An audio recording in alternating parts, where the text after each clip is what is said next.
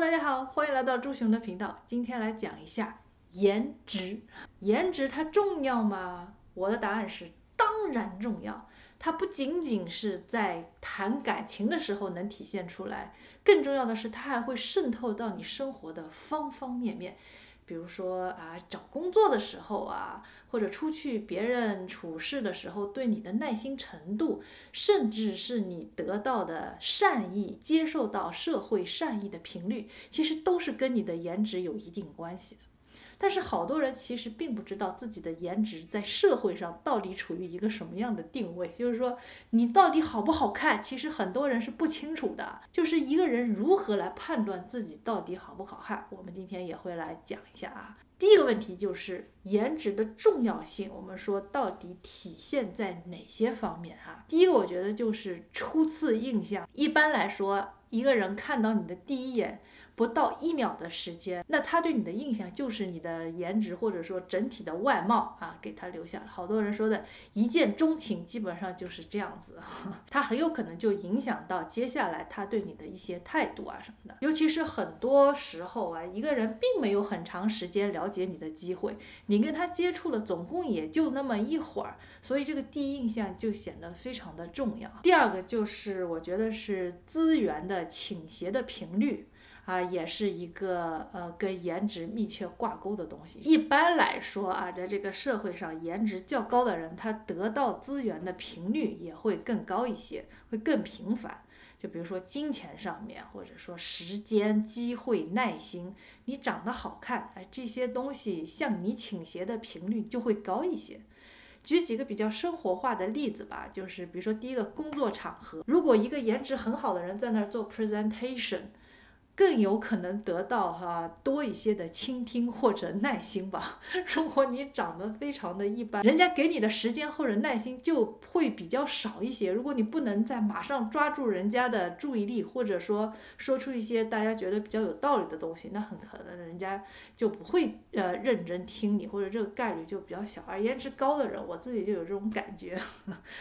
你就愿意多听他说话，甚至有时候就是他可能说的也一般，但是因为他整体的形象非常好，我就愿意再多听一会儿这真的是这样子。只是分享个人的经历，就是真的就是你不自觉的就愿意多给他一些时间，愿意多给他一些耐心。还有一个就是颜值能够体现出来的重要性，比如说在公共场合，你向人家求助的时候，人家愿意停下来帮助你的频率也会高一些，这也是你相当于得到的一种社会资源吧就有时候比如说你真的是需要帮助，但是一个如果长得一般和一个长得比较好的颜值比较高的人，你更愿意帮谁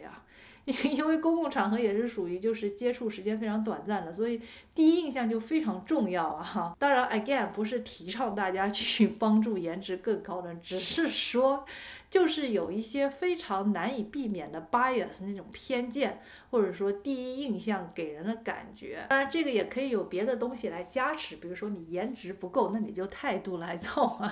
我自己有这样的经历，就是有时候比如说你态度好一点，嘴巴甜一点笑容更开朗一些，这样接受到的频率确实也会高一些。谁愿意看一个苦巴巴的脸在那儿，本来就长得不好看，然后还感觉谁都欠你似的，那为什么要帮助你对吧？别人的时间也很宝贵在有选择的情况下那当然是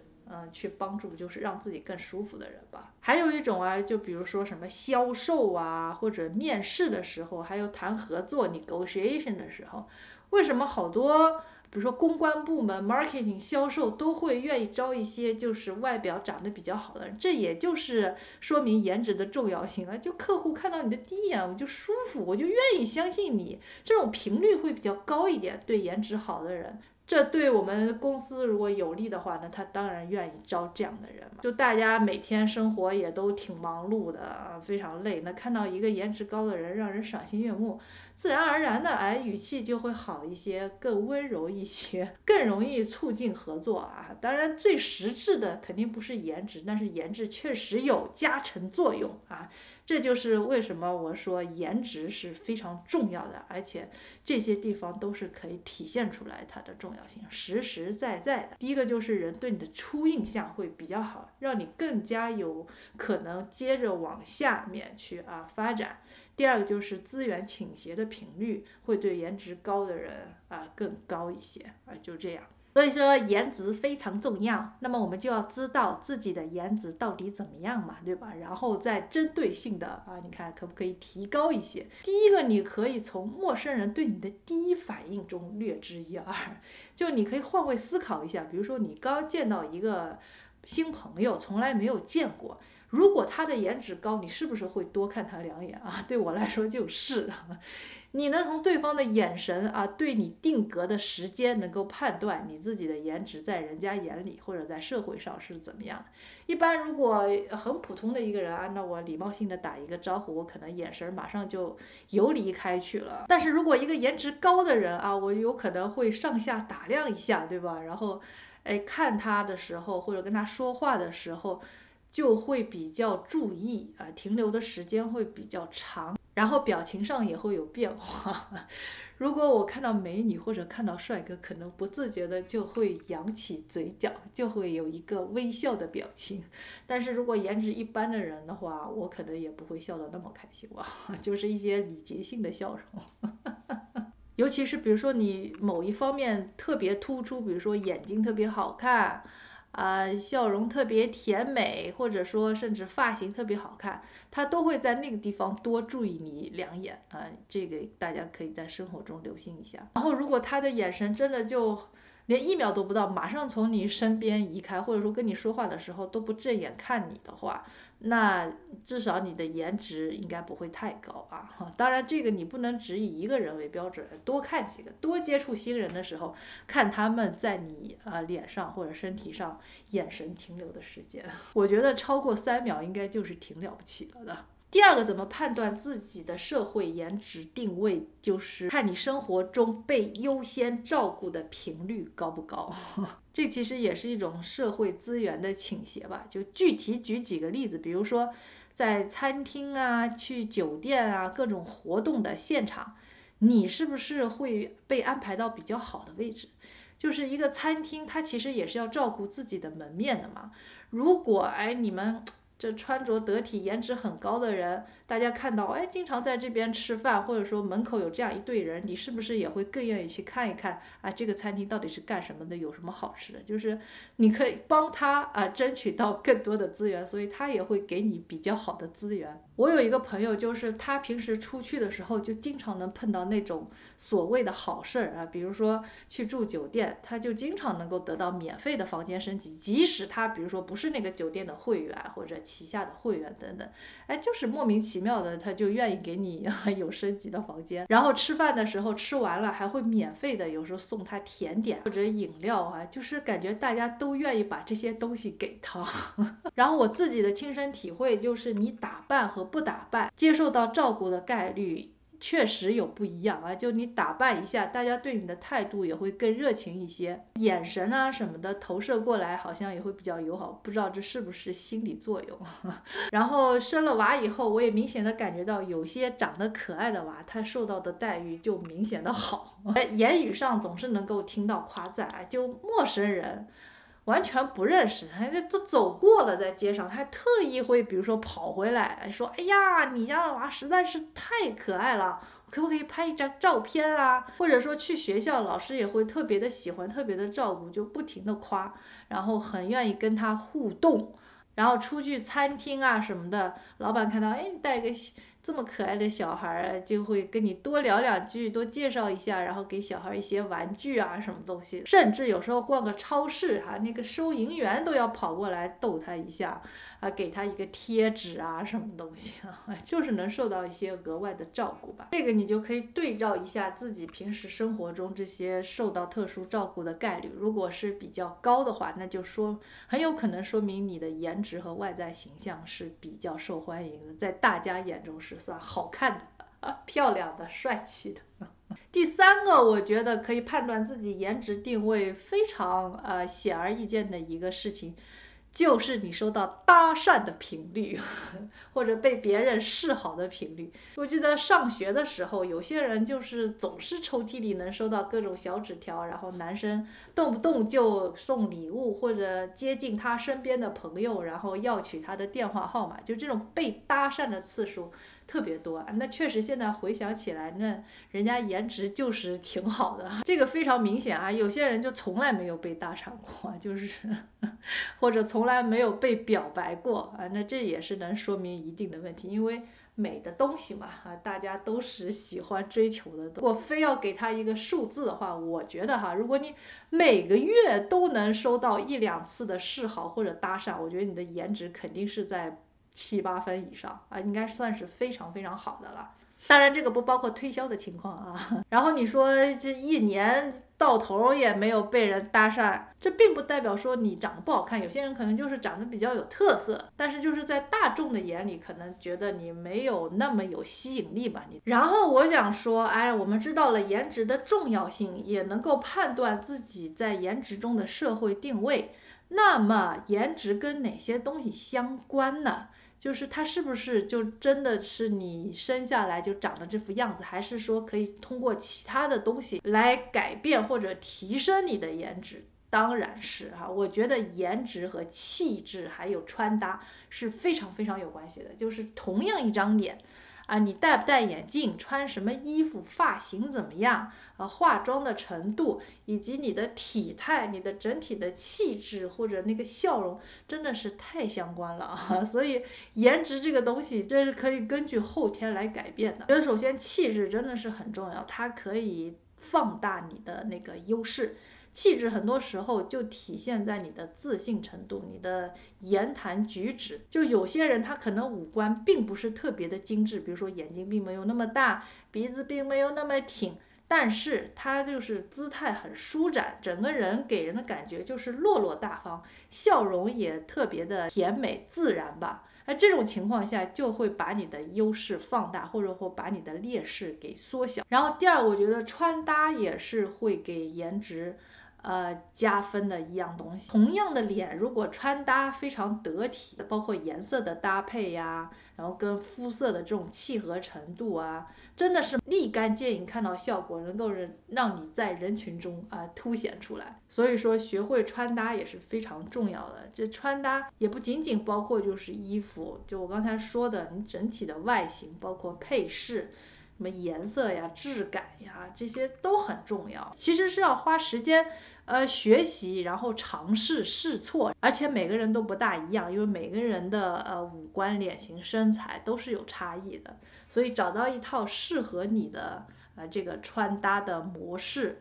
其实我觉得也是挺有必要的。就我记得之前看综艺的时候，大家不是会评论这个关晓彤，她就是身材非常好，但是很多时候她的妆造就给人感觉一种，比如说土土的，或者说没有凸显出她大长腿等等的优势。这个其实就是反映在穿搭上面，你的颜值、你的身材也是有可能被这个穿搭而拖累的。所以我觉得最重要的一个原则就是放大你的优点尽量就是缩小你的缺点。比如说你腿很长、很直、很漂亮，那你就要经常露腿如果你觉得自己这个上肢比较粗，然后腰比较细，那你就尽量比如说遮住你粗的地方，然后露出你细的地方。穿的时候呢，细的地方尽量要紧身显现出来。反正就是这些搭配上面其实学问还是挺多。好，那么最后我再来讲一下，如果你对自己的颜值非常的不满意怎么办？持续焦虑呢，还是去做一点变化我相信答案显然易见，就是颜值焦虑没有用。如果你真的觉得我自己长得非常不好看，或者有很明显的缺点，我觉得可以去尝试以下的几点做法。第一个就是尽量去提升你可控制的东西，就是不要上来就我要去整容，我觉得我鼻子不行，我就要去整。但其实有很多方法让你的鼻子，比如说变得更挺，通过化妆、画阴影的方式就是其中一种。然后还有许多可控的，比如说你的发型哎，好多人就没有研究过我到底适合什么样的发型，然后就算找到以后，你还是需要有一定的打理和维护。再简单的短发，每天早上哎，其实还是需要稍微整一整，就是让它整体看上去，维持住那个最适合你的状态。然后还有一些皮肤的护理，比如说涂个防晒霜啊，早上晚上啊你自己要做的一些护理，其实都是需要时间和精力去照顾一下，但是这些都是可控的。还有比如说刚才说的穿搭呀、体态呀，还有非常重要的一个牙齿。其实牙齿啊真的很重要，因为你一说话，大家就能看到你的牙齿。然后很多人的问题就是，先不说，比如说凸啊、凹啊这种的，整洁干净他都做不到，就有什么牙结石啊什么的，就那个让人看上去就确实不大舒服啊。这个牙齿的整洁还是需要做一下，但这些其实都是成本不高的，但是能够得到很好回报的一些可控制的提升颜值的项目。第二个就是练习镜头感，因为你其实不知道人家看你是一个什么样的状态嘛，所以有时候你觉得自己好像挺好的，但是你只要一看镜头，你会发现，哎，自己脸怎么老是朝这边歪，或者说你老是做同样一个重复的动作，其实看上去是不舒服的。所以其实你可以对着镜头啊练一下，就算不是拍视频，你可以照照镜子，然后呢自己有时候有一个最佳的角度，你可以找一下。因为好多人都会发现左脸右脸其实有很大的区别，就是你这边照照片和这边照照片，拍出来就是一边好看啊。那这个东西很多人他自己发现不了，很重要的一个原因就是你天天在那儿看自己镜子里，时间看多了以后，有一个怎么说来着，就是你会把自己越看越好看啊，就是日久生情。一个不好看的人或者颜值低的人，老是在你面前晃悠，你其实日子久了以后也会觉得他并没有像以前那么丑了。这个是每个人都会这样的，所以你每天看自己镜子的话，你就会不知不觉中把自己给美化了。所以你每次一照镜子就觉得，哎，我还挺好看的嘛，但是一拍照片，哇，这什么鬼？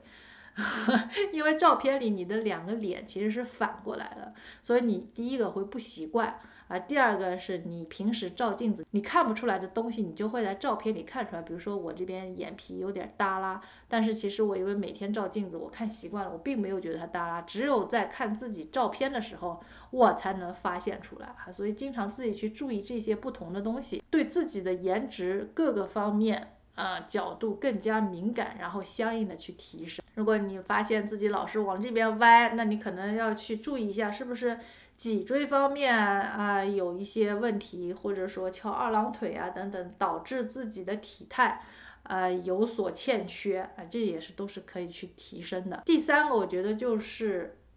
如果不满意自己的颜值，需要去提升自信。虽然不能直接帮你提升颜值，但是它会帮你提升气质。你整个人气质上来了人家对你的感觉也会不一样。虽然颜值非常重要，但是你的知识储备、你的谈吐、你的一些观念、你的认知，还有沟通能力等等这些 soft skill， 就是软实力。都是能让你在社交中变得更有魅力的东西就是颜值不满意，其实你可以更关注其他的东西有个比较极端的例子是霍金，他真的是因为疾病的原因嘛，你看他有可能提升自己的气质吗？不可能。有可能提升自己的颜值吗？也不太可能。但是他的大脑真的是太有魅力了。因为他的大脑，有多少人愿意花那么多时间去倾听他的演讲，去研究他，去跟他沟通等等，这个就是一个比较极端的例子吧。好了，那么总结一下，就是我觉得颜值首先它非常重要，但是它不是唯一重要的东西，还有很多其他的东西值得你去关注。然后呢，要比较理性的给自己的外貌定位别觉得自己太丑，也别觉得自己太好看，大概在社会中能够定个什么位或者几分，你心里应该要比较清楚。